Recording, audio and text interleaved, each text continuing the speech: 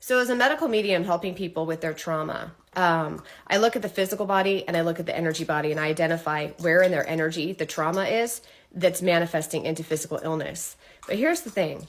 One of the main questions I get in almost every session, and I get it on my social media platforms, on my Facebook and my TikTok, people will ask me, how do I heal? Where do I begin? How do I start this healing journey? I just want to feel better. But here's what people don't realize, and it's so subtle. Your healing journey starts in your home, and it starts in you. You have to work on yourself. It's almost like a cleaning. So don't be offended when I say this. You have to clean your house. And when I say clean, I'm not talking about Pine Sol. I'm talking about emotional. Look around your home and you will be mind blown at the little subtle messages and what I like to call shrapnel from your trauma or your stress from your past that is still laying around your home. It's everywhere. Subtle things such as junk mail or old magazines, old books, crap that's on the table. And I mean, literally, it's crap. It's stuff you don't need, but it's stuff you didn't take care of because you were surviving.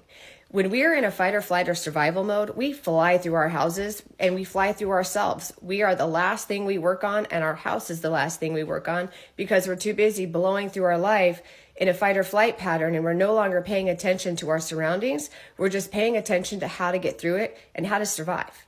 So when all of that finally settles and you're finally back to your space, but you have trauma and illness and you don't feel good and you're heavy and tired and drained, the place to start to heal that process is where it started. So you have to backtrack in your life. Where was I when I was feeling good and I was happy and living in my joy? Where was that and what did that feel like? And tap into that. And then take a look at your house now and compare it to what your house looked like then. And I guarantee you it will be two totally different homes, even though the location is the same.